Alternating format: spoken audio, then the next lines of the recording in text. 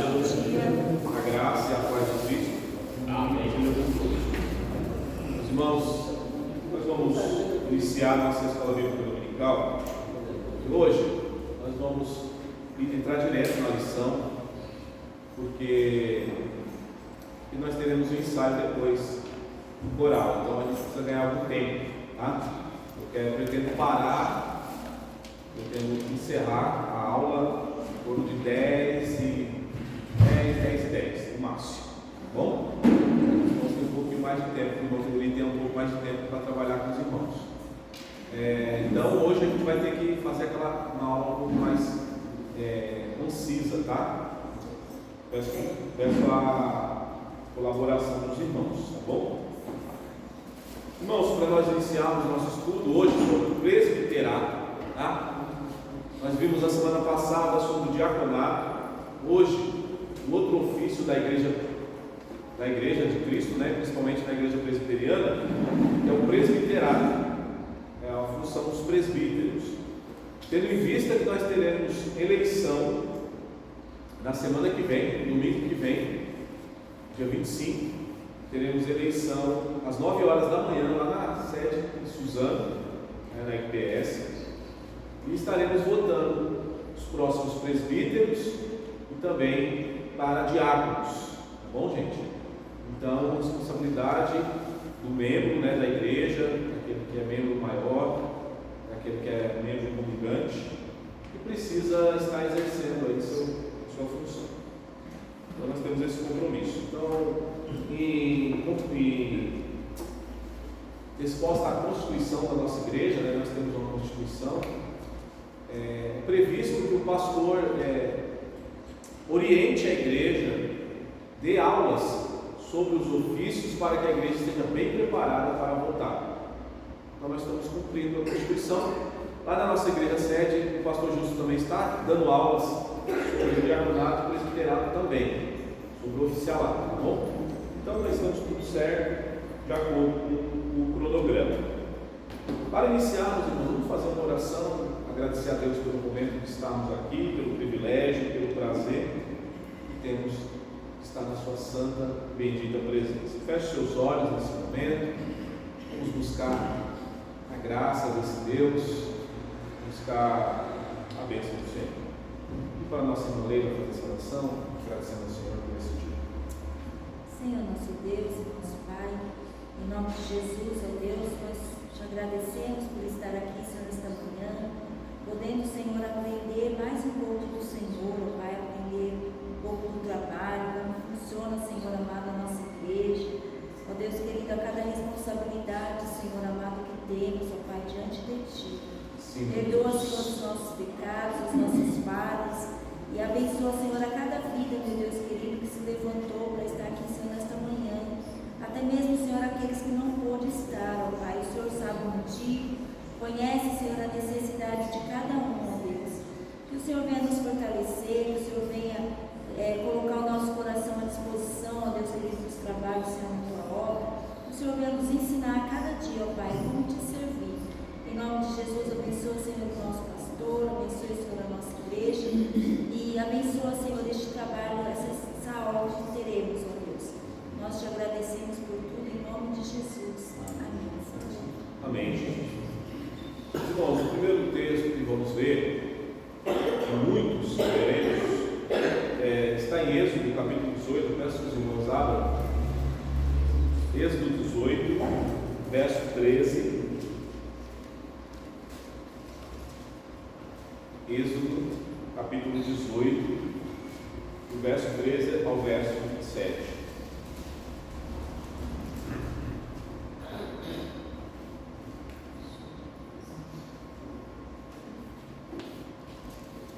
Para falar desse tema dos presbíteros, eu achei por bem começar com o texto do Antigo Testamento. Mas tinha o ofício de presbítero no Antigo Testamento? Tinha. Não da forma como nós temos hoje, na igreja, organizada, mas existia já a ideia dos anciãos do povo, as pessoas que tinham autoridade na comunidade israelita, na comunidade judaica, tá bom? E nós vamos ver isso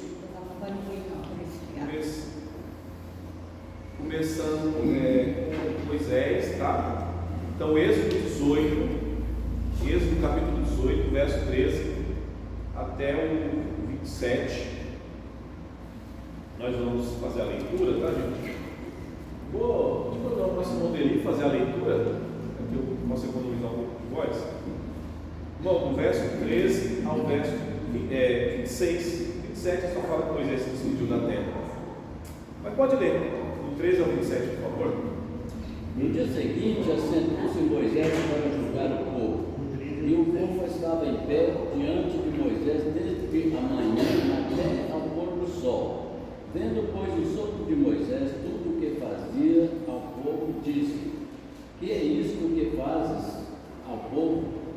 Porque está sentado só, e todo o povo está em pé diante de ti, desde manhã até ao pôr do sol? Respondeu Moisés a seu sogro: É porque o povo me vem a mim para consultar a Deus. Quando tem alguma questão, vem a mim para que eu julgue entre um e outro e declare os estatutos de Deus e as suas leis. O sogro de Moisés, porém, lhe disse: Não é bom que fazes. Sem dúvida desfalecerás tanto tu como este povo que está contigo, pois isto é pesado demais para ti, tu só não podes fazer. Ouve, pois, as minhas palavras, eu te aconselharei, e Deus seja contigo. Representa o povo perante Deus, leva as suas causas a Deus, ensina-lhes os estatutos e as leis, e faz-lhes saber o caminho em que devem andar e a obra que devem fazer. Procura dentre o povo homens capazes, temente a Deus, homens de verdade, que aborrecem a avareza.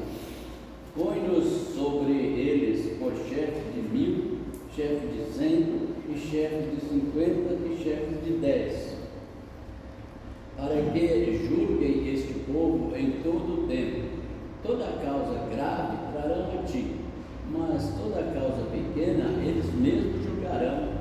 Será assim mais fácil para ti, e eles levarão a carga contigo. Se isto fizeres e assim Deus te mandar, poderás então suportar, e assim também todo este povo tornará em paz ao seu lugar. Moisés atendeu às palavras de seu sogro, fez tudo quanto este lhe dissera. Escolheu Moisés homens capazes de todo Israel e os constituiu por cabeça sobre o povo, chefes de 1000, chefes de 100, chefes de 50 e chefes de 10. Estes julgaram o povo em todo o tempo. A causa grave trouxeram a Moisés, e a toda a causa simples julgaram eles mesmos. Então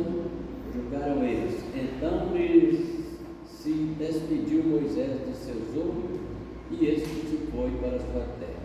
Isso. Boa leitura, irmão. Obrigado.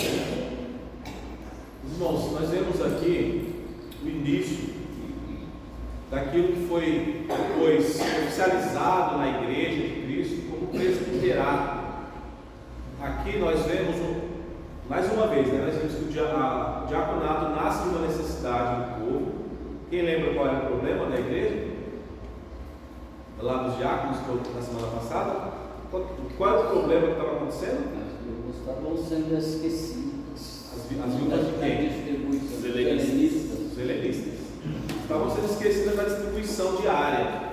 E aí, para resolver esse problema, os apóstolos falaram: não é bom que nós deixemos a palavra e a oração para nos dedicarmos à mesa. Ou seja, é esse serviço de distribuição. Nós vamos escolher 7 homens capazes, sábios, cheios do Espírito, e eles vão atender vocês. Resolveu o problema. Aqui, nós estamos aqui na época da peregrinação do povo israelita. O povo sai do Egito, um grande povo. Moisés é o grande líder, é o homem de Deus, é a pessoa que é o mediador ali. E tudo está nas suas costas. Todas as coisas, imagina, gente, eram milhares de pessoas aqui, milhares de pessoas com problemas, milhares de pessoas procurando resolver as coisas. E quem que era o juiz? O grande juiz? Moisés. Ele era o único autorizado ali por Deus para resolver todas as demandas. Era ele que conhecia, era ele que falava com Deus, era ele que ouvia a voz do Senhor. Quando o sogro de Moisés vai ao encontro dele, sai lá da terra de Midian e vai ao encontro dele para levar os seus filhos e a sua esposa Zípora, porque ele tinha deixado lá em Midian, tinha ido para o Egito. O que acontece?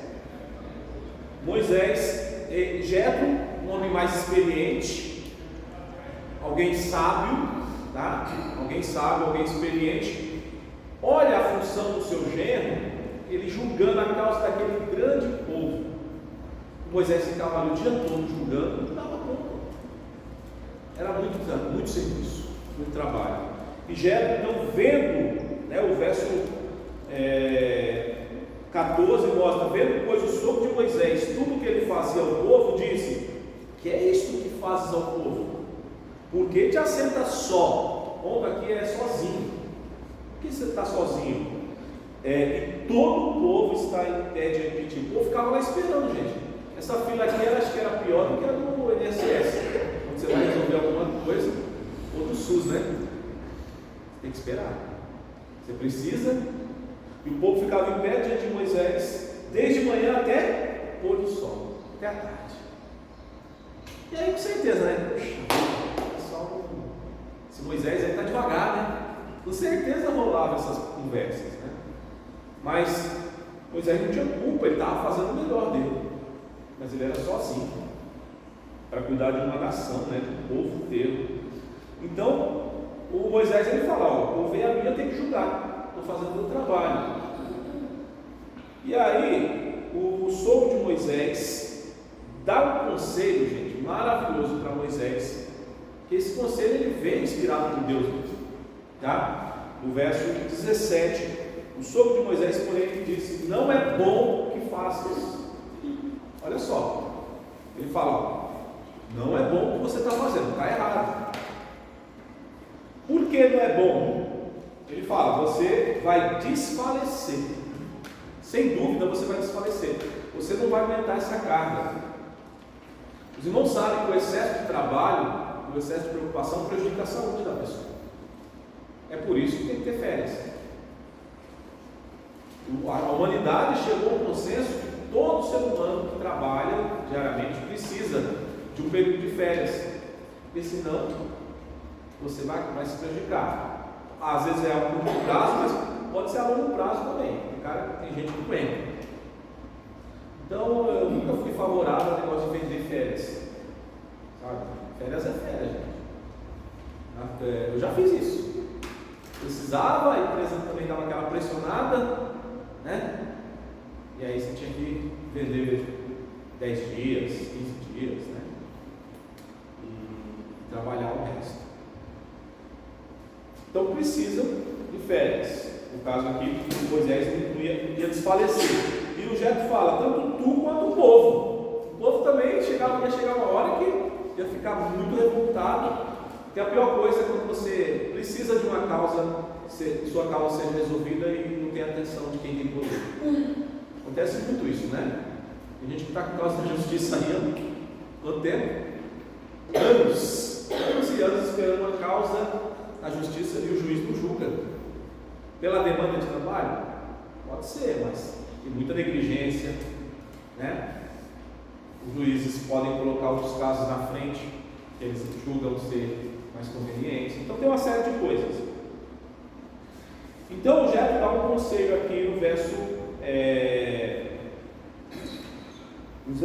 20. Olha só o verso 20. Ele fala assim: ensina os estatutos e a lei, e faz eles saber o caminho em que devem andar e a obra que devem fazer. E o 21 ele fala: procura dentro do povo quem, gente? Homens fazes, tementes a Deus, homens de verdade, que aborreçam a avareza. Por que aborreçam a avareza? O que é a avareza? Dinheiro. Amor ao dinheiro, não é? Ou aos bens. A ganância. Por quê? Porque se a pessoa aborrece a avareza, dificilmente ela vai cair em corrupção. Então o Jetro fala assim: ó, tem que ser homens, não pode ser cara que gosta de dinheiro não, porque se senão ele vai lá se corromper. É interessante esse conselho dele. Então tinha que ser homens capazes, tinha que ter capacidade de julgamento, tinha que ser homem sábio, tinha que ser homem que conhecia a palavra, tinha que temer a Deus. É imprescindível temer a Deus. Pode ser um cara lá que não está nem aí, que leva as coisas de qualquer jeito, não, tem que temer a Deus. Homens de verdade, ele fala. Não pode ser homens de mentira, né? Tem um monte aí. O que mais? Aborreça a avareza, e aí fala assim: ponde sobre chefes de 1000. Olha só, chefe de 1000, aqui já é uma alta responsabilidade. Mas também vai ter chefes de 100, chefes de 50 e também chefes de 10. É aquilo, né, gente? Deus dá a cada um de acordo com o que ele vai dando de responsabilidade para cada pessoa. Tem pessoa que tem a liderança sobre 10, outros que tem a liderança sobre 100, e outros sobre 1000. É muito complicado, né? Mas o objetivo de Moisés escolher esses homens era o quê? Para que julguem este povo em todo o tempo. E toda causa grave, aquilo que fugir do controle deles, eles vão trazer para você, Moisés. Interessante, né? Então eles podiam julgar as coisas menores, então isso ia agilizar bastante, atender o povo e a glorificar a Deus com isso. E aí as causas mais difíceis levariam para Moisés. E no verso 22, irmãos, olha só: será assim fácil para ti, e eles levarão a carga contigo. A ideia do presbiterato é não deixar o pastor sozinho, mas é que ele tem um corpo de pastores que levem a carga da igreja com ele, porque é muita coisa, muita gente. Então, aqui nós temos aqui a base, o germe do presbiterato, né? O começo, a origem, é o Gênesis. E aí ele fala: se isto fizeres, e assim Deus te mandar, poderás então suportar, e assim também todo este povo tornará em paz ao seu lugar. E o verso 24, Moisés atende o conselho do seu sogro. Moisés atendeu as palavras do seu sogro e fez tudo quanto este lhe dissera. Moisés viu que era um bom conselho e atendeu então aqui as palavras do seu sogro. Muito bom, irmãos. Então precisamos, a igreja como um organismo precisa dos membros, né? Precisa de ajuda mútua. O trabalho não é sozinho. O trabalho, gente, na igreja é coletivo. Não existe alguém que faz tudo sozinho na igreja, não, é errado. Tem que ter ajuda, precisa de pessoas que dão suporte para você. E aí as coisas, lógico, né? Coisas mais graves. Mas o ponto aqui tem coisas que a gente pode inferir aqui. Primeiro, gente, o ministério masculino fala para escolher homens. Tanto aqui, quando Jesus vai escolher os discípulos, escolhe homens. Quando os apóstolos vão escolher os diáconos, escolhem homens. Então, a igreja presbiteriana é muitas vezes taxada de machista. Se você conversar com outras igrejas, outros líderes que têm outra visão, e principalmente mulheres que têm uma visão diferente, eles vão falar: a igreja presbiteriana é machista, sexista, né? Porque só o homem pode ser oficial. Nós não temos diaconisa, nós não temos presbítero, nós não temos pastora. Mas a mulher não pode fazer nada na igreja presbiteriana? Lógico que pode. A igreja presbiteriana tem um ministério feminino, que é a SAF, que é um dos ministérios mais atuantes da igreja. Infelizmente nós não temos aqui ainda organizado a SAF, mas a nossa igreja 7 tem. E atua assim, com várias que promovem congresso, promove palestras, faz visitação, abençoa a igreja, várias formas. Que é mais antigo no presbiterianismo, sabe que a SAF é a sociedade mais ativa. A igreja mais do que todas as outras sociedades. Sempre, em qualquer lugar do Brasil, a SAF é. Então não é uma igreja sexista nesse sentido. Porém, nós seguimos um princípio bíblico. A Bíblia está falando do ministério masculino. Deus mandou separar homens. Quando chegamos lá em Jesus, o próprio Senhor Jesus, ele podia ter feito a revolução. Ele fala: não vou escolher homens, não, vou escolher homens e mulheres, não vou escolher só mulheres.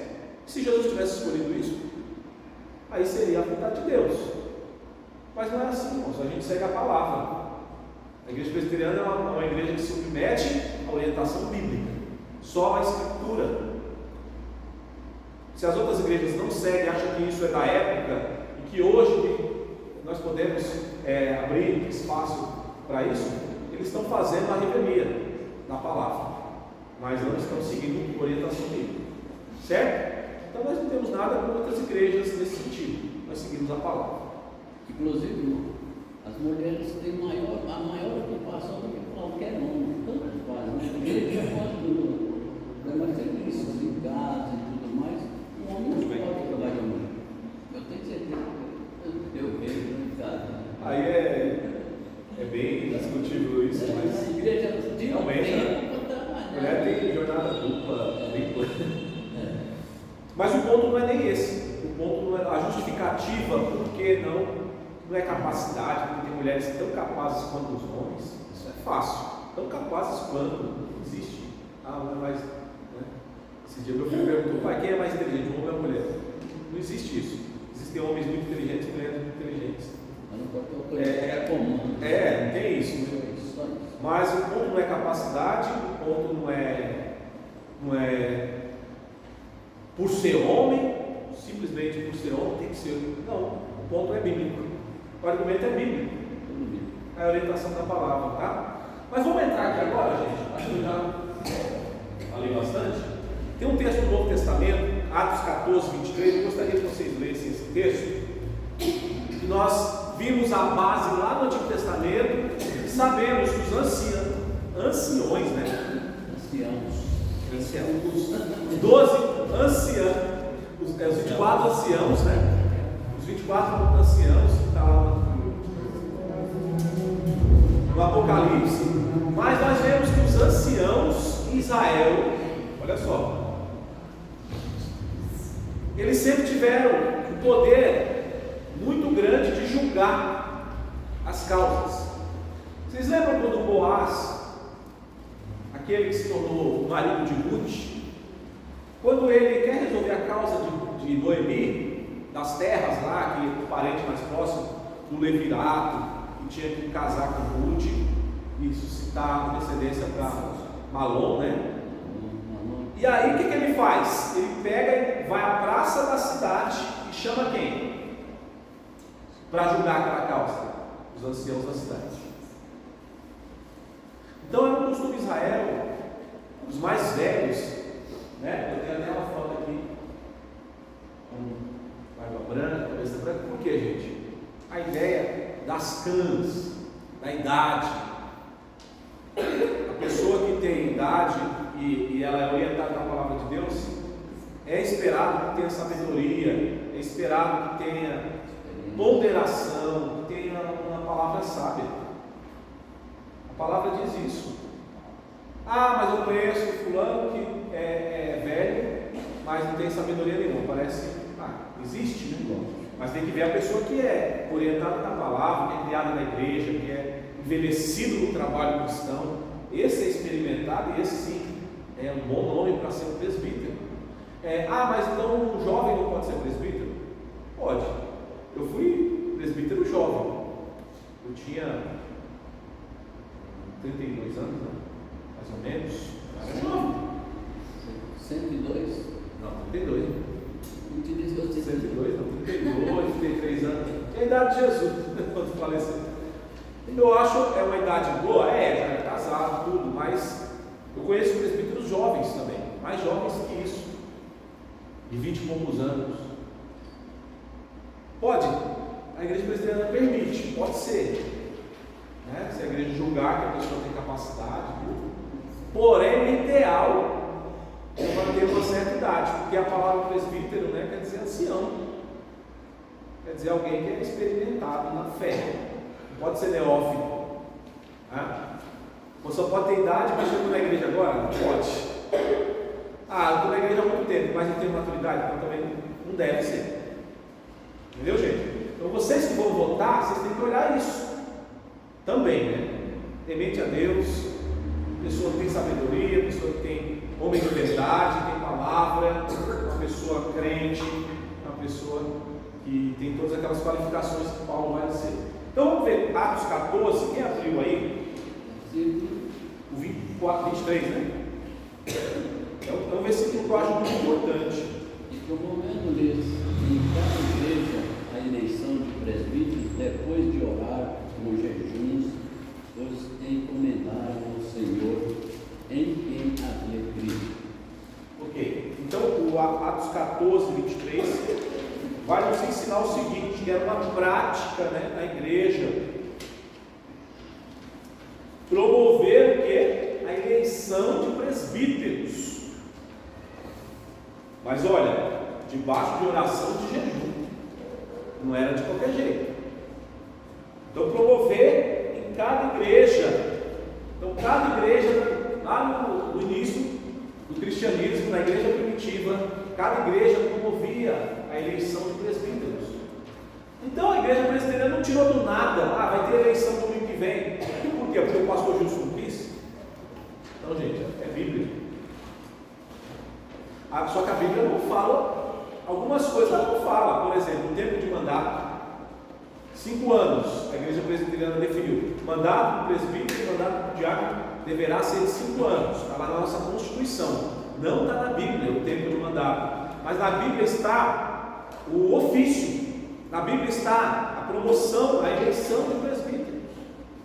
Aí tornou o caso de Moisés, né? Era excesso para ele, né? Se ele passar de 5 anos, era excesso, né? Até cansado para a pessoa. Né? Pois é, acho que o bom senso chega a esse senso, né, de que 5 anos é um bom número, é um bom tempo para você fazer o trabalho da igreja, porque nem vai te prender tanto. Você vai cumprir 5 anos de mandato, por 5 anos eu consigo dar um gás aqui, fazer meu trabalho, e também você tem a oportunidade de depois falar, não, nem já, agora eu vou dar um tempo. E também, se você quiser continuar, você pode promover, pode tentar a reeleição. Né? Como agora alguns presbíteros vão tentar a reeleição, o presbítero Carlos, o presbítero Rony e o presbítero Marcos Arruda. Eles são atuais presbíteros, vindo de vários mandatos já, mas eles vão tentar a reeleição. Tá? Então nós temos que estabelecer essas coisas importantes. Agora, gente, por esse vai. Pois não? Como eu falei no ano passado, a respeito dessas coisas, né, eleições, né, da gente sobrecarregar uma pessoa só. Hoje a palavra vem falando, né, exatamente dessa situação. Exato. É que no passado, nossa igreja aqui no Rio Grande do Norte sempre sobrecarregava uma pessoa só. Ele era o presidente do grupo da UBH, ele era presidente da mesa administrativa, ele era presidente do grupo de louvor, ele era superintendente da escola, então jogava tudo isso numa pessoa só. Aí você faz uma observação lá no livro de Êxodo, né? Quando o Jeff veio, né, a Moisés, que ele trouxe mulher de filho, né? E ali ele ouviu, né, as histórias que Moisés contava, né? E no versículo 11, do mesmo texto, né? Ele fala, né, que agora ele sabe, né, que Deus é maior, né? Antes ele não sabia. Aí eu pergunto, como ele antes não sabia quem era Deus e como ele pode dar tanto bom conselho? E aí, o que você responde? Então, essa é uma situação, né? É uma pessoa que não conhecia tanto a Deus, né? Ele não era hebreu, portanto não tinha aliança com Yahvé. E ele tinha tanto bom conselho para dar a Moisés, né? Moisés foi lá e... Era um homem sábio também. Mas a ideia de sobrecarga, ela não deve acontecer. Muitos pastores são sobrecarregados. Né? Tinha um pastor, um professor meu lá no seminário, o Beleza Donizete Ladeira. Ele é pastor da igreja, da primeira igreja de São Bernardo. Primeira igreja de São Bernardo do Campo, primeira presbiteriana. O ritmo dele é frenético. Ele é incansável, mas ele tem uma estrutura física, assim, ele é magro, né? Mas ele tem bastante resistência física. Não é todo pastor que consegue fazer o que ele faz, não. Ele não precisa dormir muito, ele dorme pouco, e ele consegue dar conta de uma igreja gigante, aulas no seminário, ele tem um instituto bíblico, tem mil tarefas, sabe? Ele faz doutorado, 1000 tarefas. Tem gente que não aguenta essa barra, né? Eu acho que ele se sobrecarrega. Né? Se fosse dar um conselho para ele, eu falava para ele, se fosse presbítero da igreja dele, eu falava: Breno, tem que deixar alguma coisa aí, não dá para pegar tudo. Ele pega. Não sei como ele consegue. E não sei até quando ele vai aguentar também, né? Deus abençoe a saúde dele. Irmãos, vamos ver também, vocês estão com Atos abertos aí, Atos 15. Aliás, como nós temos alguns textos aqui em Atos, vamos abrir Atos 15, mas deixa aberto, depois a gente vai pular para o 20. Atos 15, do 4 ao 6. Jonathan, você pode ler, por favor? Tendo eles chegado a Jerusalém, foram bem recebidos pela igreja, pelos apóstolos e pelos presbíteros, e relataram tudo o que Deus fizera com eles. Insurgiram-se, entretanto, alguns da seita dos fariseus que haviam crido, dizendo: é necessário circuncidá-los e determinar-lhes que observem a lei de Moisés. Então se reuniram os apóstolos e os presbíteros para examinar a questão. Esse texto mostra, irmãos, o primeiro concílio da igreja para resolver o problema, e os irmãos estão vendo aqui, que é a ideia da circuncisão. Os gentios que creram devem ser circuncidados e guardar a lei de Moisés ou não? O problema era esse. A igreja já não era só judaica, não era somente de hebreus, agora ela tinha também gentios. Então surge um problema. Alguns diziam: esses homens aí que se converteram, esses pagãos, esses gentios, eles devem guardar a lei de Moisés, devem ser circuncidados, guardar a dieta, guardar os dias santos, etc. E aí Paulo e outros falaram: não, eles são gentios, eles não precisam guardar a lei de Moisés, eles precisam crer em Cristo e ser salvos. E aí isso foi tão grande, esse debate, que eles tiveram que se reunir num concílio, né? Um conselho, um grande conselho. E quem estava presente nesse conselho? Segundo o texto, do verso 4, todos chegaram a Jerusalém, foram bem recebidos pela igreja, pelos apóstolos e pelos presbíteros. E aí no verso 6 fala: reuniram os apóstolos e os presbíteros para examinar a questão. Aqui, gente, é uma espécie de supremo concílio, que é o órgão máximo da igreja presbiteriana, né? É o conselho máximo da igreja presbiteriana, que se reúne de 4 em 4 anos para resolver os problemas de toda a igreja. Nós temos instâncias menores, o sínodo, né, que é uma junção de presbitérios, e temos os presbitérios que resolvem os problemas de igrejas de uma determinada região. O nosso presbitério é do Alto Tietê. Nele estão filiados as igrejas de Mogi, as igrejas de Suzano, as igrejas de Poá e a igreja de Itaquá, certo? Então, o nosso presbitério é esse, a junção dessas igrejas todas se reúne pelo menos 2 vezes ao ano, 2 reuniões ordinárias, mas tem as reuniões extraordinárias, como vai ter agora, no dia 24, né, sábado que vem. Nós estaremos examinando um candidato ao Sagrado Ministério, o licenciado Diogo. Ele é da igreja de Mogi. Ele vai ser examinado, ele vai pregar o sermão e será sabatinado. Aquilo que eu passei, ele vai passar agora. E agora eu já vou como pastor, né? Eu vou como alguém que pode examinar. Eu até brinquei com ele, falei: agora você tem que pedir a bênção para dar uma volta para você.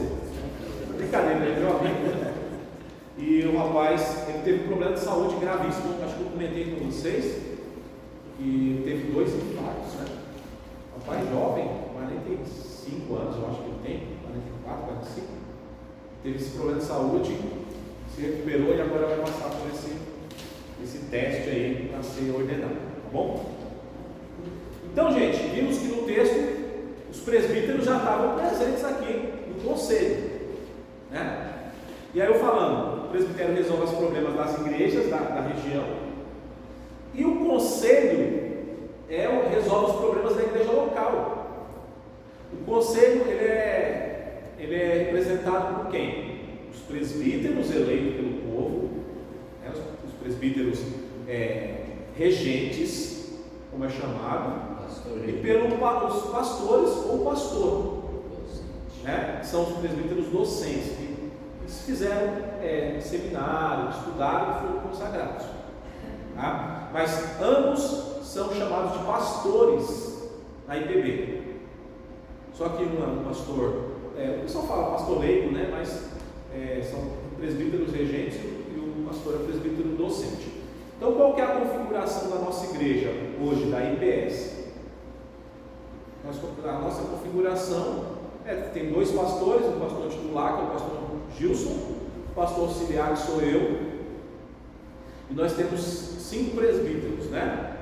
O presbítero Nelson, que foi eleito recentemente, Nelson Nacal, o presbítero Leonardo, que foi eleito recentemente, então eles estão em pleno mandato, e temos 3 presbíteros que estão vencendo o mandato, o presbítero Marcos, Carlos e o Rony, e aí eles vão concorrer à reeleição.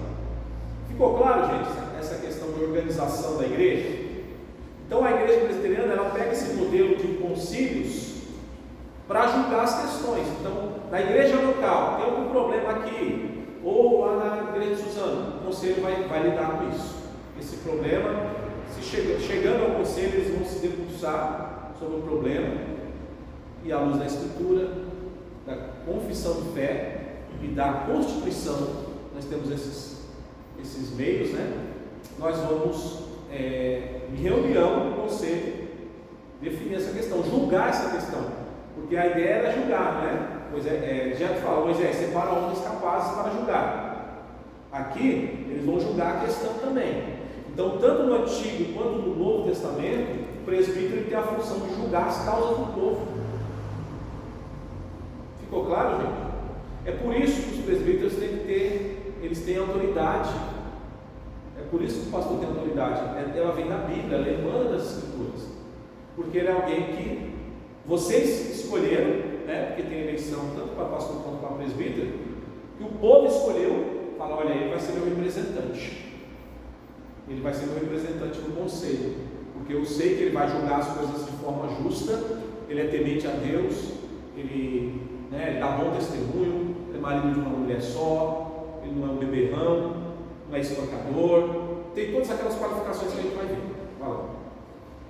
Aí o regente, o regente, no caso da ausência do docente, ou seja, o pastor, tem que ter presbítero que tenha capacidade de assumir essa igreja na ausência do pastor, né?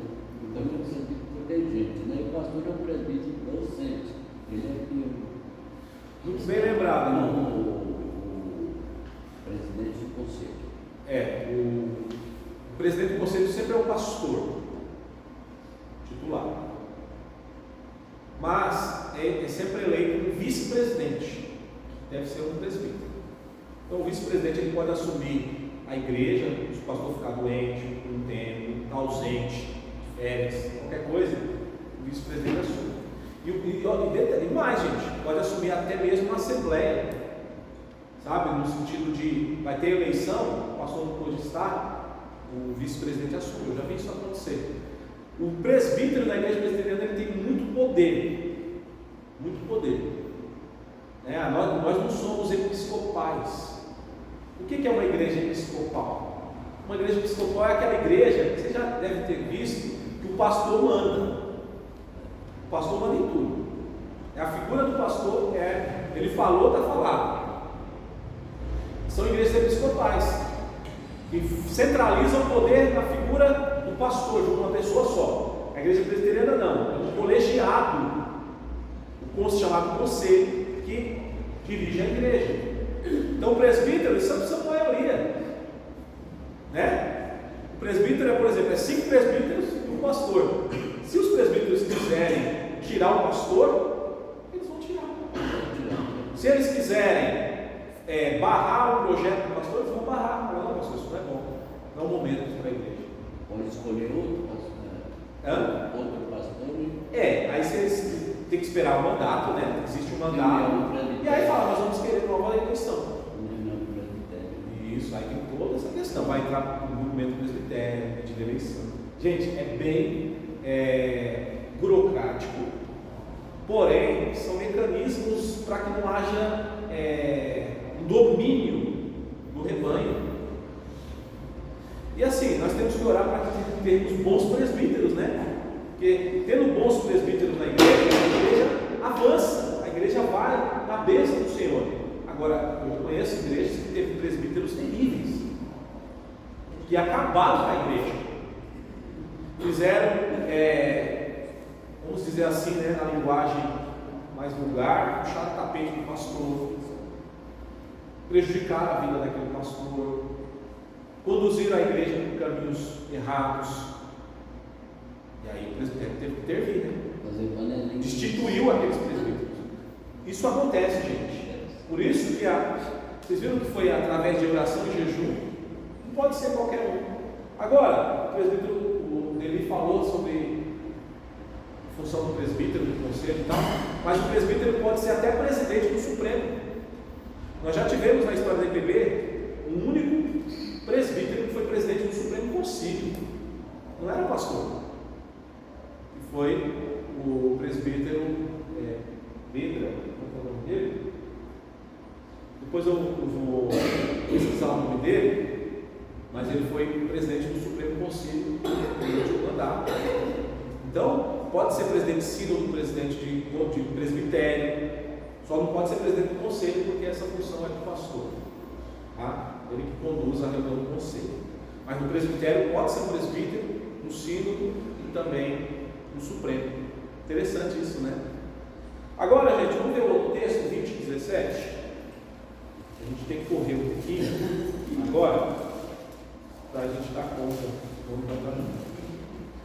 20:17 diz o quê? Alguém lê, por favor? De Mileto mandou a Efésio chamar os presbíteros da igreja. Isso. Paulo, quando está se despedindo da igreja de Éfeso, ele manda chamar os presbíteros e dá um bom sermão neles. Por quê? Porque eles eram os líderes da igreja. Então a gente está vendo a base. 1 Timóteo 5:17. Quem achar pode ler.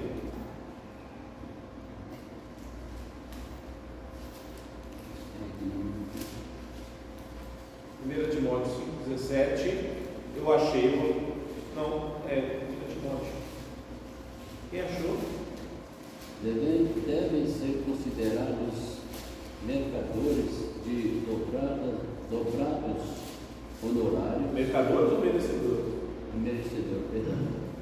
Os presbíteros que presidem bem com especialidade os que se afadigam na palavra e no ensino. Então Paulo está falando aqui para Timóteo, devem ser considerados merecedores de dobrados honorários. O que são honorários? Sabe o que são honorários? O que é? Pagamento, né? Pagamento? Honorários, meus honorários. Paulo está falando, devem ser considerados merecedores de dobrados honorários os presbíteros que presidem bem.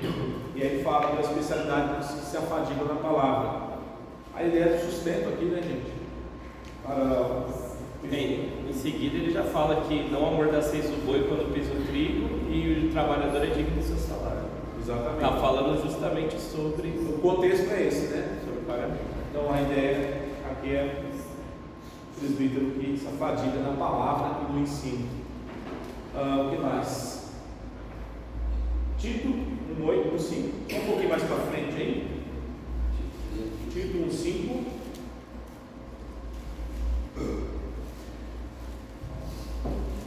Por esta causa te deixei em Creta, para que pusesses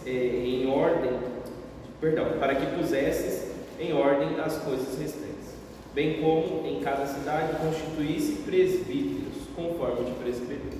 Vendo? Então a gente vê a prática de constituir presbíteros nas cidades para que haja ordem na igreja, para que haja liderança, para que haja governo. Tá? Então a gente está vendo toda a base bíblica, gente, neotestamentária. Eu mostrei para vocês a origem lá do Antigo Testamento e agora estou mostrando a base do Novo Testamento, daquilo que é a nossa prática da nossa igreja presbiteriana, tá? Os presbíteros. E aí, Tiago 5,14, um pouco mais para frente.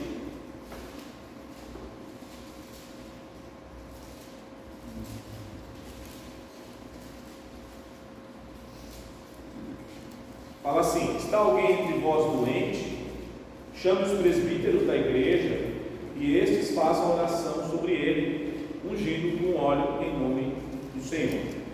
Então aqui vemos os presbíteros atuando na igreja também, conforme a orientação de Tiago. Eu não vou entrar na polêmica do se deve ou não continuar com essa prática. Nesse caso específico dos presbíteros, ao visitar um enfermo, ungir com óleo, porque isso está sendo debatido nas reuniões do Supremo Conselho, não teria nem tempo de tratar isso. Não é uma prática presbiteriana, essa de ungir com óleo, tá? Mas aqui nós temos um texto específico, o Tiago está falando sobre está alguém doente, chama o presbítero e esse faça oração sobre o enfermo, ungindo com óleo. Tá? Então existe esse único relato sobre esse texto, tá? Sobre essa prática. Mas eram os presbíteros, está vendo? Alguém que cuidava da igreja.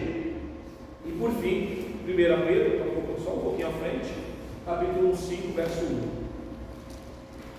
Posso fazer uma pergunta? Pode. Essa unção com óleo aqui também a igreja presbiteriana coloca o óleo como Jesus Cristo? Como se fosse Jesus? Porque não usa o óleo, vai em nome de Jesus. Tudo que é feito tem que ser em nome de Jesus, né? Mas a igreja presbiteriana não tem essa prática de ungir com óleo as pessoas. Porque os pentecostais, eles abusam até dessa prática, né? Eu já vi gente no vídeo tomando um banho de óleo. Literalmente. Mas essa questão de ungir carro, ungir a pessoa, ungir a casa, ungir as portas, nós não temos essa prática. Porque uma vez a gente fez um estudo na obrigacional do pastor Damas e ele falou que o óleo significava Jesus, aí por isso que não usa óleo. Não, nós não temos esse entendimento. O óleo, se fosse para ter algum significado, seria o Espírito Santo, né?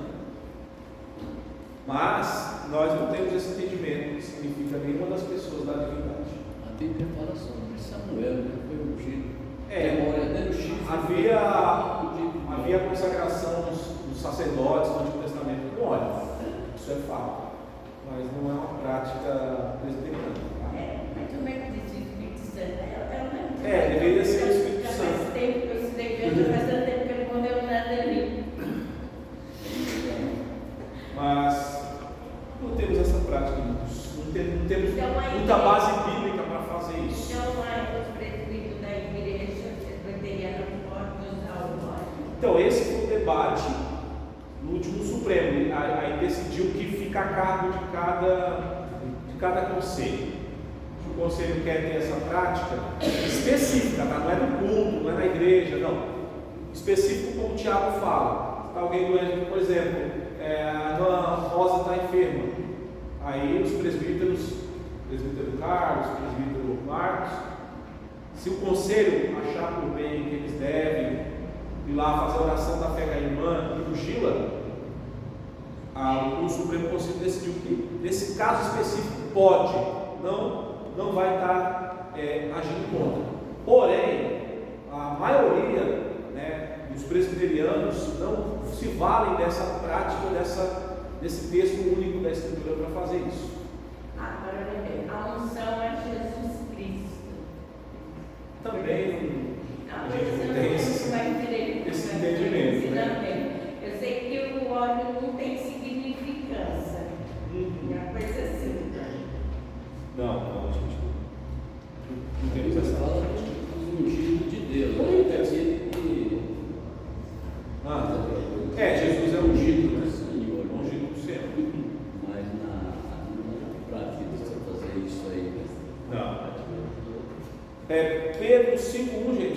o quê? Aos presbíteros que estão entre vós, ademoeste eu que sou presbítero, também sou presbítero com ele, e testemunha da aflição de Cristo, participante da glória que se há de revelar. Isso, Pedro está falando, roga aos presbíteros. Ele fala depois, eu, presbítero, como eles. Ele se coloca como presbítero também. É por isso que tem a separação na igreja de presbítero docente, aquele que se afadiga na palavra e no ensino, e também o presbítero regente, que são os pastores leigos que são eleitos pelo povo, que cuidam também do rebanho junto com o pastor. Tá bom? É por isso, por causa que Pedro fala, eu também sou um presbítero. Então tem esse texto aqui que nos dá essa base. Agora, gente, vamos seguir agora para alguns documentos importantes. E eu gostaria de passar aí, não? Pode passar. Ó, veja o que nos ensina a confissão de fé de Westminster. Nós vimos a base bíblica, agora a gente vai para o documento que nós adotamos como os padrões de fé. O nosso símbolo de fé, que é o de Westminster. Pode passar. No capítulo 30, no artigo 1 e 2, a nossa confissão de fé diz o seguinte: o Senhor Jesus, como rei e cabeça da igreja, da sua igreja, nela instituiu um governo nas mãos dos oficiais dela, um governo distinto da magistratura civil. Então ele faz a separação. O magistrado civil é o governador, o prefeito, né? Na igreja, o governo é escolhido pelo Senhor, pela igreja, certo? A esses oficiais são entregues as chaves do reino do céu. Sabe aquele texto que Jesus fala que entregaria as chaves do céu para os discípulos? É baseado nisso. Em virtude disso, eles têm respectivamente o poder de reter ou permitir os pecados. Aqui, gente, é uma questão de autoridade. A pessoa que pecou na igreja, confessou seu pecado, ela tem que passar pela disciplina do conselho, dos seus pastores. Tá? Você não pode ficar com um pecado escondido e achar que está tudo certo. Não. Jesus instituiu liderança da igreja para cuidar dessas coisas. Então, o conselho vai definir qual vai ser a sua restauração, como vai ser a sua restauração. E qual vai ser o seu, vamos dizer assim, a pena, porque ele foi chamado para ajudar. Pode ser apenas uma exortação, né? Uma advertência ali verbal, mas você pode também ser tirado da comunhão por um tempo. Um tempo determinado ou por um tempo até indeterminado, quando a pessoa não dá nenhum sinal de arrependimento. Tá? Sandra, hoje em dia as pessoas não dão mais a severidade para esse fator como era antigamente, né? Parece que as pessoas se esqueceram até daquela passagem que o próprio Jesus falou: aquilo que ligardes na terra será ligado no céu, e o que desligardes na terra será desligado no céu. E em último caso tem até a pena de demitir o membro, né? Excluir o membro. A gente chama de exclusão. A exclusão ela só acontece em casos muito graves, quando não há nenhum tipo de arrependimento, ou seja, já tentou ir atrás da pessoa, já orou, já levou mais pessoas, né? A gente segue os passos que Jesus deu. Se seu irmão pecar contra ti, vai até ele. Se você convencer seu irmão, você ganhou seu irmão. Mas se ele não te ouvir, chama alguém, vai como testemunha. É o segundo passo. Se ele mesmo assim não te ouvir, leva à igreja. E se ele não ouvir nem a igreja, considera gentil publicano. Aí já é expulsão. Então a igreja tem que seguir esses passos para partir para a exclusão, que é o último grau da disciplina eclesiástica. Não pode sair excluindo qualquer pessoa assim, não. Bom, tem que ter todo um processo, tem que ter todo um julgamento, tem que ter toda uma questão jurídica aí. Com dedicação e amor. Pode passar. Capítulo 31, gente, da confissão, artigo 1 diz: para melhor governo e maior edificação da igreja, deverá haver as assembleias comumente chamadas de sínodos ou concílios. Tá? Então, os concílios têm que se reunir, tempo em tempo para definir essas coisas. Em virtude do seu cargo e do poder que Cristo lhes deu para edificação e não para destruição. Está vendo? A função é edificar, não é destruir. Pertence aos pastores e outros presbíteros das igrejas particulares criar tais assembleias e reunir telas, quantas vezes julgarem útil para o bem da igreja. Então, existe a obrigatoriedade constitucional de se reunir pelo menos uma vez em assembleia ordinária, ela é ordinária, mas em assembleias extraordinárias, conforme a igreja precisar. Vai precisar fazer eleição agora? Então vamos convocar uma assembleia extraordinária. A igreja está sendo convocada. Precisa resolver um problema que nem teve. A gente vendeu o patrimônio da igreja de Suzano lá na Vila Figueira para comprar o templo que nós temos hoje lá em Suzano, no local lá em Washington Luiz, né? O pastor pode chegar lá, não, eu vou fazer isso aí, acabou. Não é episcopal. O conselho pode fazer isso, o conselho também não tem essa autoridade de tomar essa decisão sozinho. Precisa passar pela assembleia também, porque envolve o bem da igreja, né? Então teve assembleia, não sei quem esteve nessa assembleia. Vocês foram já nesse dia? Não sei se o Marcelo foi. Quando foi dado o voto para aprovação, o conselho já tinha se reunido, já tinha feito tudo, tinha aprovado, mas aí precisava do voto da assembleia para fazer o negócio, para o pastor ter toda a autoridade junto com o conselho fazer o negócio. Aí a assembleia votou, e aí teve só 2 votos contrários, o resto tudo votou a favor para adquirir o bem. E foi um bom investimento, né? A igreja que temos hoje, bem localizada lá no centro de Suzano, certo? Uma igreja espaçosa, e o negócio que a Igreja Brasil para Cristo fez foi excelente, gente. A pagar em parcelas, aceitaram o templo antigo como parte do pagamento, um valor muito acima do mercado. Foi uma bênção. Louvado seja Deus pelo conselho, né, que teve essa visão de fazer esse negócio, né? Louvado seja Deus pela igreja também do Brasil para Cristo, que facilitou o negócio. E Deus nos abençoou, mas a igreja deu seu voto. Eu estava lá nessa assembleia, a galera estava também, e aconteceu isso faz quantos anos? Não sei, faz 4 anos já, uns 4 anos mais ou menos, né? Muito bem, gente, seguindo aqui para o tempo, quem é o presbítero na IPB? A gente viu aí a base bíblica, vimos que a confissão fala que tem que ter concílios dos presbíteros e pastores, mas na IPB, quem é? Aí nós vamos para o outro documento, que é a Constituição da IPB, certo? É o documento que rege a igreja de forma jurídica. Ele diz assim no artigo 50. Jaco, você pode ler para a gente, por favor? Esse é o manual presbiteriano. Do manual. CIPB.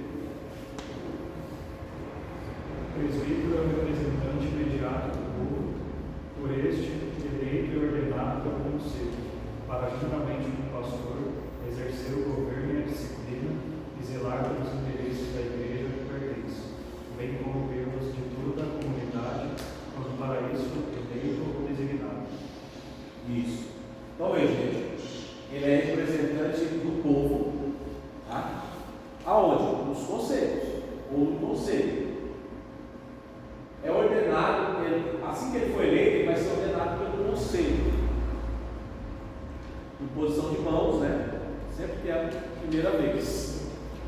Depois, tem somente a posse. Ele deve exercer governo na igreja, disciplina, e também zelar pelos interesses da igreja. O presbítero deve ser aquela pessoa que, ama a igreja. Ele dá suor e sangue pela igreja. Ele jamais vai cometer, tomar uma decisão no conselho que vai prejudicar a igreja. Ele vai lutar pelos interesses da igreja. Essa é a função, gente. Isso aí é necessário que cada. Necessário não, é bom que cada presbítero tenha a confissão de fé e o manual, né? Para poder reger direitinho. Tem que estar lendo, vendo as lições, porque senão vai ficar perdido, né? As decisões. Próximo. Agora, o governo da igreja presbiteriana. Então, gente, eu já falei um pouco sobre isso, só vou frisar aqui.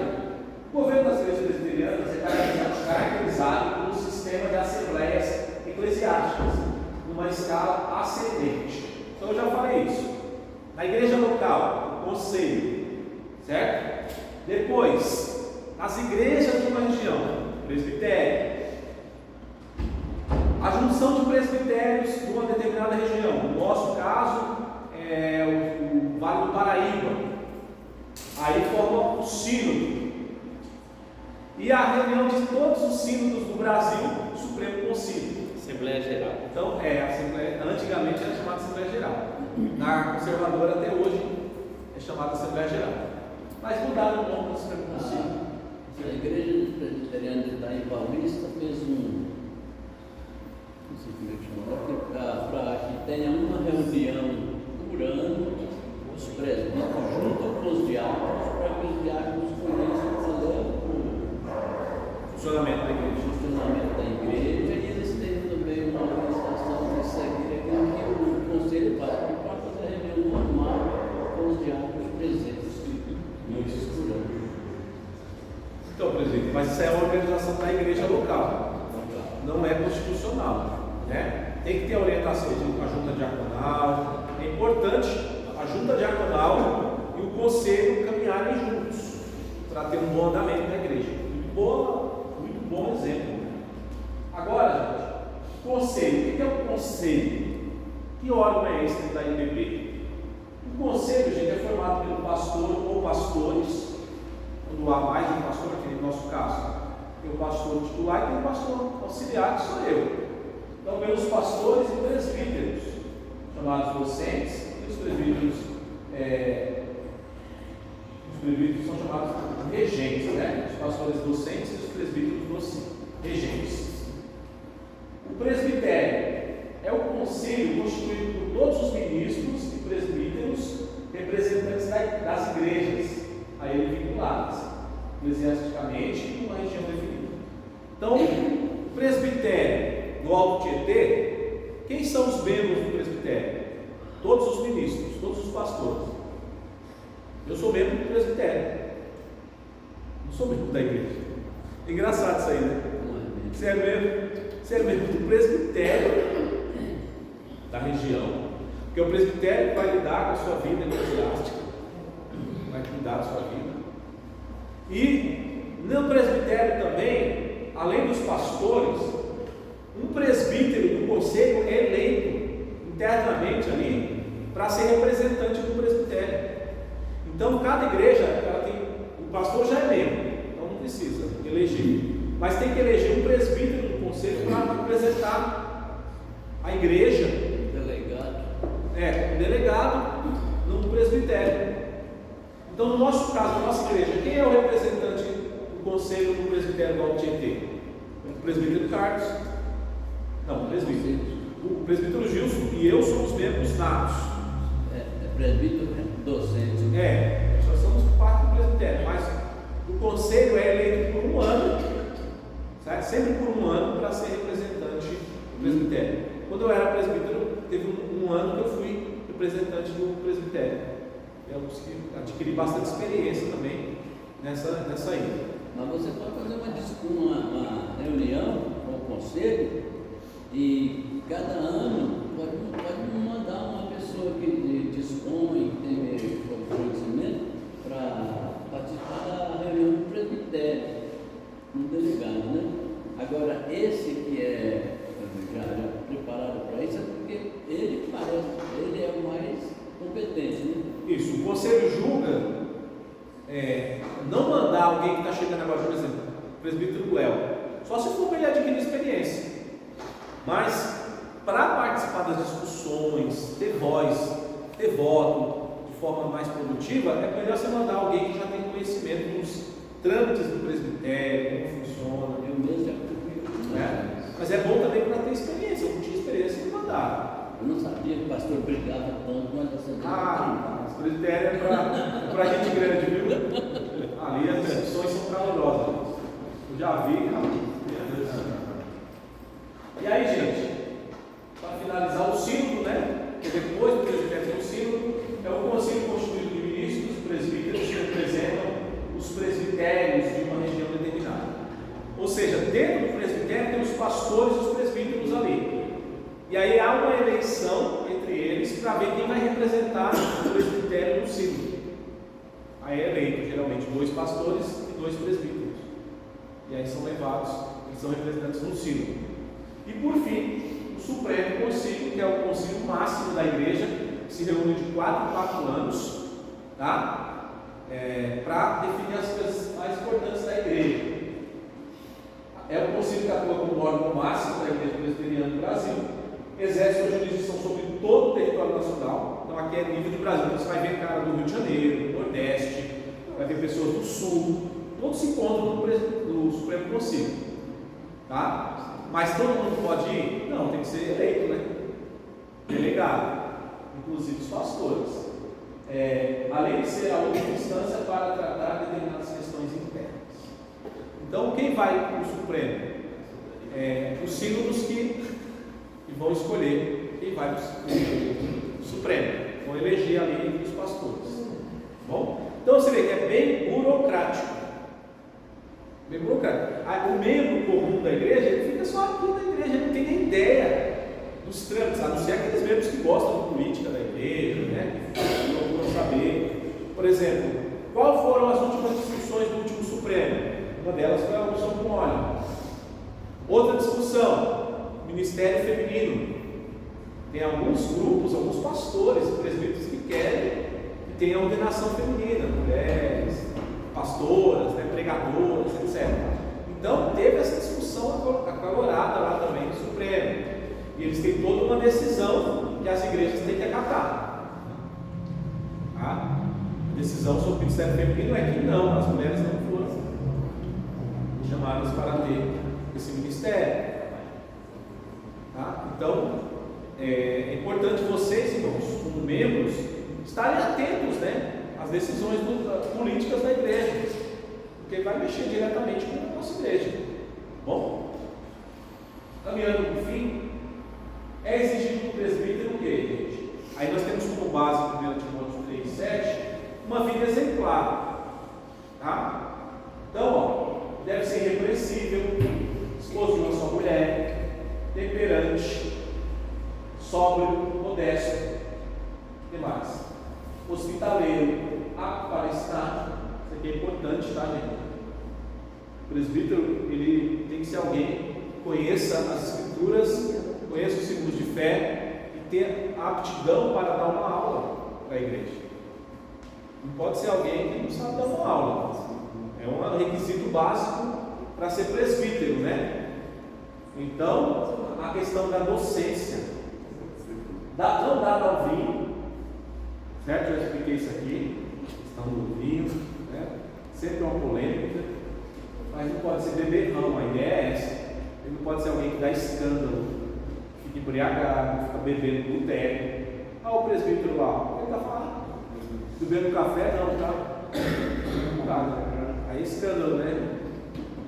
Não violento, o cara que às vezes é agressivo com a mulher, é agressivo com os filhos, ele não pode ser presbítero, certo? Tem que ser alguém sóbrio, temperante, cordato, né? Tem que ser uma pessoa cordial, educada. Pode ser um estúpido. O cara é um estúpido, você chega na igreja, nem olha na sua cara, ignorante, tá? Pode. Tratar com cordialidade, né? Com respeito às pessoas. Inimigo de contendas, não pode ser aquele cara que gosta de briga, não pode ver uma briga, né? Não avarento. Lembra lá do conselho de Jetro?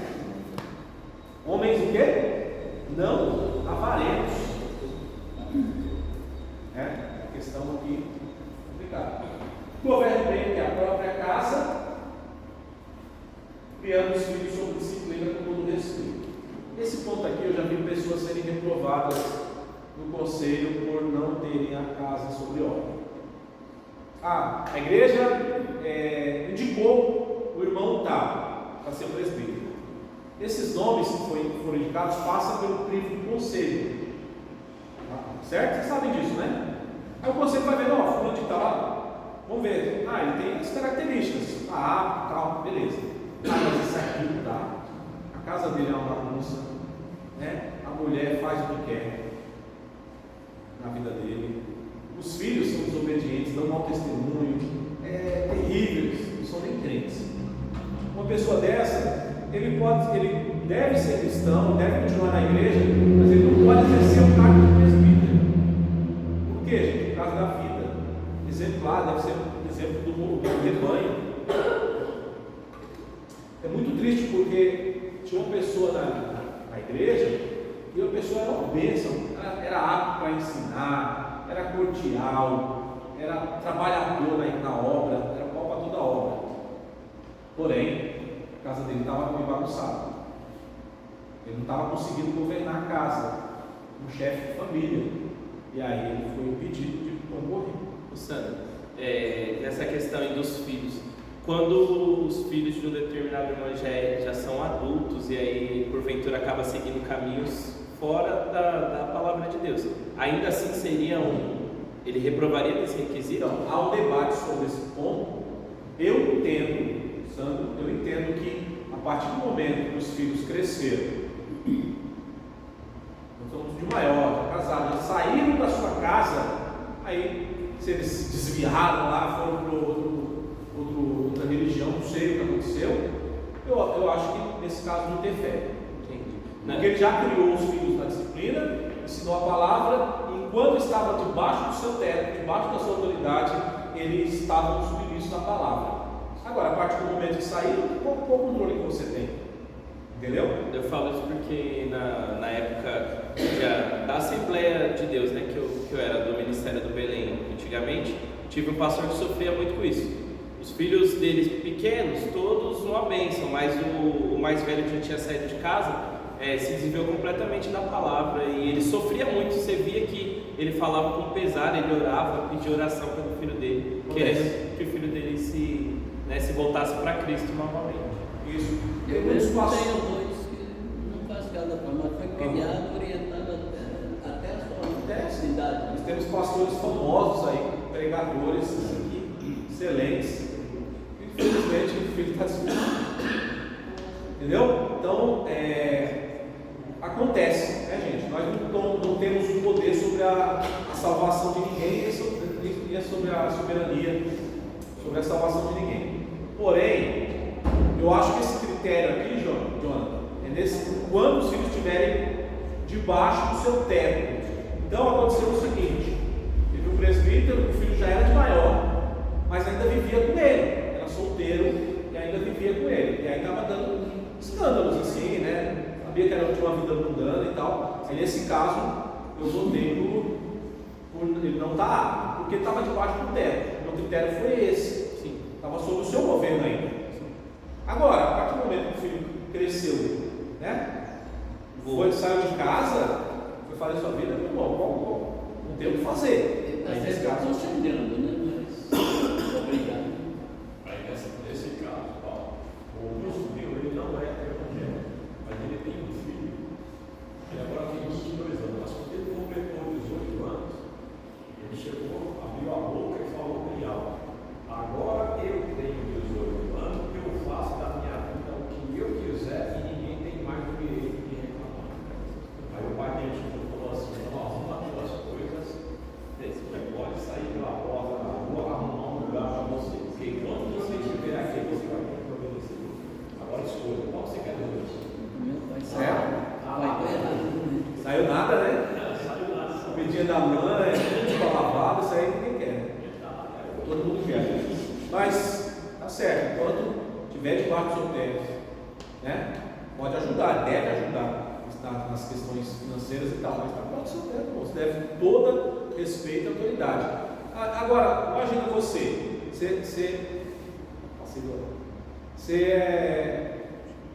Seu filho está já 20 e tantos anos já. Não casou ainda, está debaixo do teto, vivendo ali tudo. E aí, não quer ir na igreja, quer chegar a hora que quer, da farra. Não dá, gente. Não dá. Se você tem que governar a sua casa, tem que te obedecer. Acontece muito isso aí. Tá? Então não está apto para ser presbítero. Tá bom? É o que a palavra de Deus diz. Tendo os filhos sob disciplina. Os filhos têm que estar em disciplina no caso do Senhor, tá? Não é o seu militar lá, o general, o filho está bater continência com o pai. Não é isso. Disciplina do Senhor. Obedecer à fé, ir para a igreja, ter uma vida exemplar na sociedade e dar bom testemunho. Agora, se o filho não faz isso, está sobre o seu governo, aí você para. Vou caminhar, gente, agora. Não pode ser neófito, né? Não pode ser novo na fé para ser presbítero. E tem o testemunho de fora. A sociedade também tem um peso. E aí entra a questão dos escândalos e etc. O artigo 51 ainda diz, gente, compete ao presbítero. Quais são as funções do presbítero? Ele vai ter que fazer o seguinte: levar o conhecimento do conselho das faltas que não puder corrigir por meio de admoestação particulares. Então ele tem a autoridade de perceber que a nossa irmã aqui fez alguma coisa, falou alguma coisa que não foi bom. Ele tem autoridade e dever de chegar na irmã e conversar com ela, como pastor, como presbítero. Mas ela não quis, é uma coisa muito grande, eu não consigo resolver sozinha, então eu vou levar para você. Tá? Isso não é fofoca, isso é a função dele. Ele leva para você e o conselho vai tomar atitude. Tudo bem? Se o conselho não obedecer o conselho, leva à igreja. Aí em casa já tem problema. Auxiliar o pastor no trabalho de visitas. O presbítero tem que visitar, tem que participar com o pastor nas visitas. Segundo a nossa Constituição também, o presbítero deve instruir os neófitos, os novos da fé, consolar os aflitos, cuidar da infância e da juventude. A importância de você cuidar dessa faixa etária na igreja, de crianças e adolescentes. É uma função também dos presbíteros. Orar pelos crentes e por eles, pessoas de oração. Informar o pastor dos casos de doenças e aflições. Às vezes o pastor não está sabendo, gente.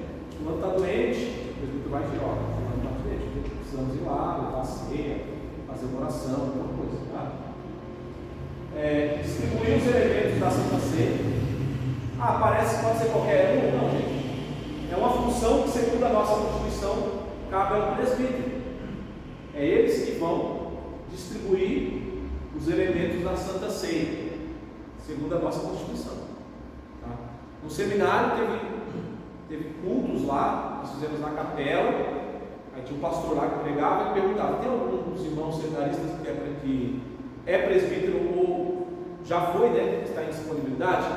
Aí eu levantei a mão, mas alguns dos irmãos que estavam lá, nós servimos a ceia, porque é uma função privativa aí do conselho, dos presbíteros, tá? Tomar parte na ordenação de ministros e oficiais. Sempre que vai ter uma ordenação, o pastor chama os presbíteros, e aí tem intenção de irmãos, certo? Vocês viram, quando o Marcelo foi ordenado diácono junto com o Jean, tivemos a intenção de irmãos, quando eu fui ordenado pastor, etc. Representar o conselho do presbitério, esse possível, foi aquilo que eu já falei. Tá? E o artigo 55 da nossa Constituição também ensina, gente: o presbítero e o diácono devem ser assíduos, pontuais no cumprimento de seus deveres.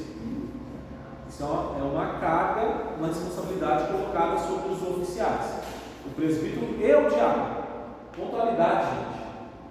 E também deve ser assíduo, não deve ficar faltando. O presbítero ou o diácono nunca vai no culto. É um problema. Vocês devem olhar para isso para não voltar mais. Olha, você é reprovado nesse ponto. Não é assíduo, não é pontual, chega sempre atrasado. Então esse é um ponto, gente.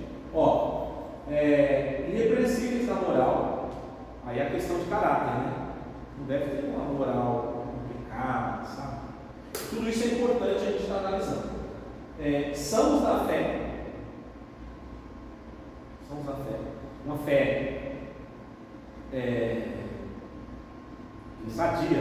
fé deformada. Tem um fulano lá que quer ser presbítero, mas ele é bem pentecostal. Não dá, gente. É a igreja presbiteriana. Ele é uma bênção, mas não crê no batismo infantil, não crê na predestinação. Não dá, gente. Você tem que ser presbiteriano. Você tem que se você vai ser oficial, você pode sim ter dificuldades com algumas doutrinas, mas após você se debruçar sobre aquilo, compreender, você assinar, subscrever, chama subscrição, né? Eu tenho um primo lá no norte de Minas que ele se converteu na igreja congregacional. Ele mudou lá para o norte de Minas, chegou lá e eles ele quer ser incluído na igreja, mas não pode, porque você não crê na predestinação da evidência. Não pode. É uma doutrina que diz o cara, né? É conhecido. Então é difícil. Se a pessoa tem essa dificuldade, é uma doutrina fundamental. Então, discreto em falar e exemplos de santidade divina. Afora suas funções constitucionais, o presbítero do conselho exerce papel fundamental no apoio do ministério pastoral. Na Igreja Presbiteriana do Brasil, o presbítero é um ministro leigo. Por que leigo, gente? Porque, em sua grande maioria, eles não fizeram seminário teológico. Eles não estudaram as línguas gregas, a língua hebraica, a teologia sistemática, teologia histórica, todas as disciplinas que a gente aprende no seminário durante muitos anos. Então, por isso que é leigo, tá? Pastor, eu acho que é bom fazer uma explicação sobre o que é predestinação. Tem muita gente que está na igreja. Eu já dei várias aulas sobre isso aqui, mas de tempo em tempo é muito bom a gente estar relembrando. Eu lembro que eu já fiz essa aula já de 2 a 3 vezes aqui, no tempo que eu estou. Mas é muito boa a dica do irmão para a gente tratar desses assuntos, né? Importante. Deve ser preparado e vocacionado para a sua função, zelando não apenas pela vida administrativa da igreja, mas também auxílio espiritual e pastoral. E é isso, gente. Tem que ter aí um tempo. Não no tempo previsto, mas no tempo. Eu explico mais uma vez aí a predestinação. Hoje é presbiterato. Mais para frente a gente vai fazer uma aula. O que eu queria falar, que é importante, gente, que eu até estava vendo ontem, acho que os irmãos viram um caso de uma igreja, né, a igreja presbiteriana Batista da Lagoinha, o caso de um líder lá, que na verdade era um lobo dentro da igreja que estava abusando de adolescentes. Isso ganhou mídia, né? Passou na Globo, todos os jornais. Ele foi preso, mostrou a polícia prendendo ele. As provas são fartas, né? Não tem como ele falar que não fez. E era alguém que pregava, que ensinava e cuidava dos jovens da igreja. Então, não é você colocar um lobo, cuidado das ovelhas. A raposa não fica Então, aí lógico, né, o presidente da igreja, que é o André Valadão, que ele cantor, ele fez todo o repúdio, né, a esse homem. Também a mulher dele, que era muitas vezes conivente, sabia e fazia, né, fazia vistas grossas, e ele, lógico, foi excluído junto com a mulher da igreja, está preso, a mulher vai ser julgada também, porque por ser cúmplice, né? No mínimo cúmplice aí. Mas por que eu estou trazendo esse caso, gente? Porque nós temos que tomar muito cuidado na escolha da liderança, de nós vamos colocar muitas vezes nossos filhos sobre a liderança de pessoas assim. Nós temos que olhar com muito cuidado, muito critério. A Bíblia dá toda uma definição de como devem ser esses homens, a nossa Constituição, a nossa confissão de fé. Então é importantíssimo. Então não é porque a pessoa é ativa ali e tal, fala bem, isso deve ser colocada, tem que investigar. Será que esse homem não deu nenhum sinal antes? Com certeza deu, gente. Não deu nenhum sinal de que era uma pessoa ímpia, de que era um lobo no meio da igreja, de que era o joio no meio do trigo. Temos que estar atentos aos sinais, no gesto, na palavra, no olhar. Temos que estar atentos. E se souber de qualquer coisa, gente, denuncie a conselho. Procure o pastor, procure o presbítero e fala: olha, eu vi isso, eu presenciei isso, não é legal isso aí. Aí você vai tomar as medidas, tá certo? Para que haja santidade na igreja, para que haja ordem na igreja, para que o Senhor da igreja, Jesus, seja glorificado. Vamos orar?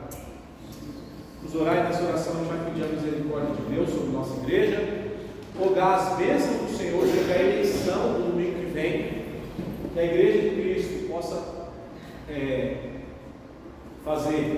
participar da eleição com toda a responsabilidade, né?